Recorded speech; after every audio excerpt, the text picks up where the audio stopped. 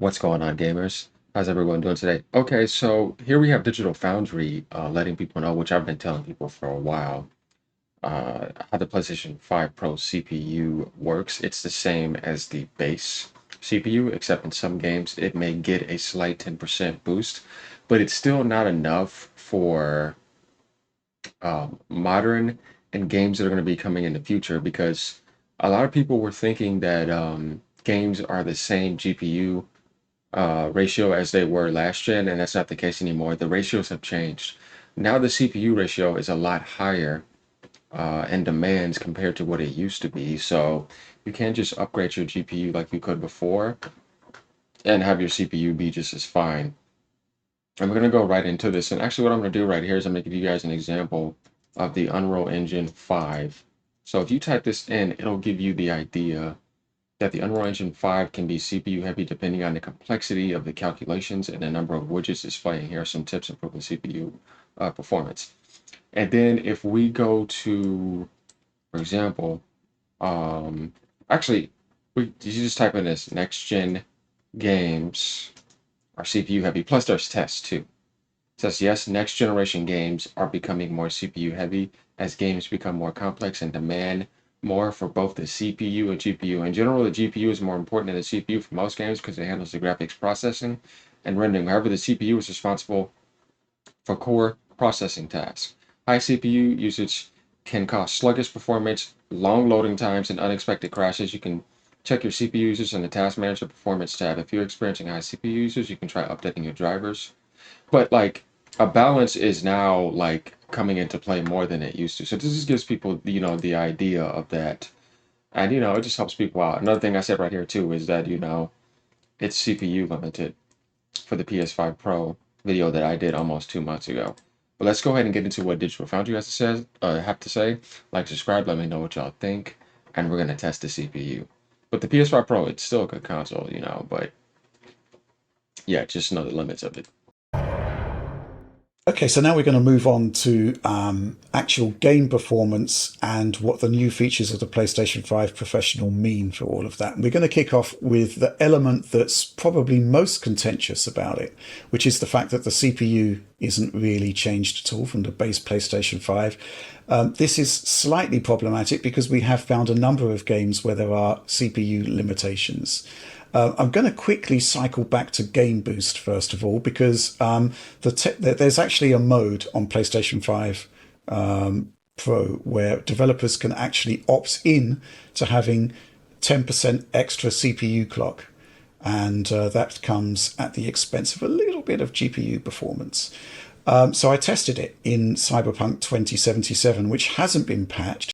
So you see what they do when they do that. There's moments where that's needed, where it's like, if you want to get the max performance as possible, it does turn it up, but then it turns it right back down because they keep it in that mode. But this is the classic Cherry Blossom Marketplace run. It's not quite fully synchronized here, but you can definitely see what's happening. Running around that marketplace in a circle, the frame rate dips beneath 60 frames per second, and the dip is considerably more pronounced on the base model. Still not quite 60 on the Pro model though, but you can look at the performance differentials there, and it's exactly in line with what you would expect from an extra 10% of CPU clock. So that just gives you an example of how demanding the CPU is, right? You have all the other things running, but yet the CPU gets that boost and it's giving it that 10% as you see on average right there. And that should just give you an example of how important the CPU is for games. And that's just Cyberpunk. And future games is going to be more demanding. So it's still nice that at least they gave you that 10%, but we know in the future it will have limitations. But as long as you can get over 40 frames, I think that's still good for consoles.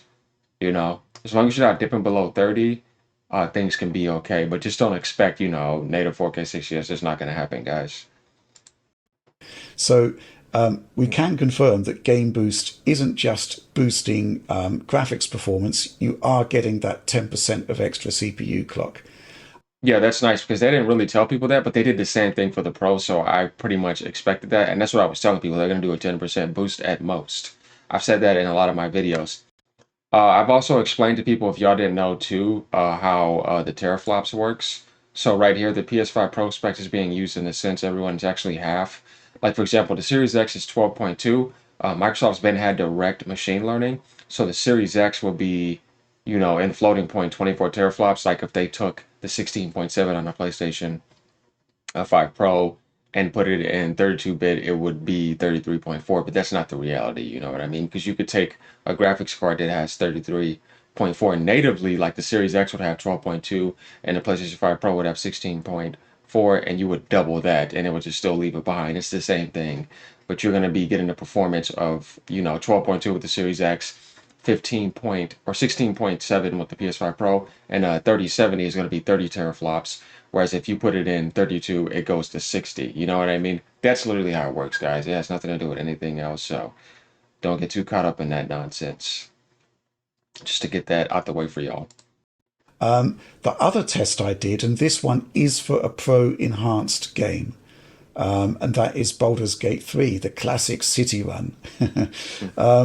Act 3, we've got a save that's like 100 hours in, and we can actually do a run through the city. And you can see that on the left there, the base PlayStation 5. On the right is the Pro enhanced version of the game. We're still CPU limited, and you'll see that similar to Cyberpunk, the performance differentials are again in line with a modest bump to CPU clock. So, Oliver, I think this is probably the primary limitation. I mean, a lot of people are looking at PlayStation 5 Pro thinking, should I give up my PC or No way. should I stick with PlayStation and not move to PC? And I think the defining limitation of the Pro, which we've got to accept, is that And the thing is, I own them all. I have the Series X, PlayStation 5, and the Nintendo Switch. I've always owned all consoles. I've been gaming for over 30 plus years. But the thing is y'all see the limitations. Like if you don't have a better CPU, it's gonna be hard to get out of that. Because with all those demands, you need the speed to run all those pixels and everything. Just things are just more hyper detailed today, definitely in Western society. So that's just gonna happen. Like I said, 10% is still better than nothing. So at least you know that you're getting that 10% boost. And it's gonna be needed for everything in the future, even if it means getting over 30 and getting into the 38 range or something like that. It helps. even mainstream CPU performance now in the PC space is significantly better than the Zen 2 in the PlayStation 5 Pro. So you've kind of got to accept that limitation with the Pro, right? Yeah, I mean, this is a mid-gen refresh console, so the emphasis is obviously not on some of those more kind of fundamental areas of the console design, I would say, like the CPU. But here, I mean, right now, high-end PC CPUs are about twice as fast as the PlayStation 5 Pro's CPU. But I think what we're seeing in most titles nowadays that target console hardware is that basically they are mostly delivering 60 FPS. Like, I don't think we're in quite a cataclysm of games that are failing to hit. Yeah, exactly. But there's some games where it's like that, and a lot of games coming out are gonna be like that. But the thing is too is that in this generation too, there's too many rushed games, unfinished engines, and there's more optimization issues than anything. So you'll still be able to run games at a decent setting. You know what I mean? It's not like, you know, it's a trash CPU. No, it's still a solid, decent CPU. Um, and that's the thing. We just want to give people, accurate analysis on what you have here. So I wouldn't worry about anything. But what we're trying to do is keep your expectations in check here. Hit their performance targets on console. And for I people that think don't most have games it, are basically there, that are plus or wondering, minus some stutters and issues like that. But obviously in titles like Baldur's Gate, obviously in some more CPU limited games, like you mentioned with Cyberpunk in certain areas, you do run into some problems, and there the PS5 Pro will not save you. It might be good for an extra 10% of performance, It won't but it's save you. not going to it's not going to save your performance. It's not going to be that kind of generational leap in CPU performance that would actually fix those problems. Yeah, But the 10% is nice. I mean, it's nice to have yeah, something at least. absolutely. Games that are slightly off their performance targets due to CPU limits will Yeah. see a boost there. And, I Yeah. honestly think that you should be running a VRR capable display if you can afford a $700 console. So there you have it, y'all. Like, subscribe, let me know what y'all think. Once again, we're bringing you guys a lot of PlayStation videos to give y'all the truth about how things work. Obviously, this channel is a lot more than I also do a lot of controversy exposing. I do high quality video game content. I do streaming. I do all types of stuff. So I'll be around for years to come. All right, y'all. Y'all have a good day. If you have any questions, let me know. I understand how this stuff works, and I'll be glad to help. Peace out.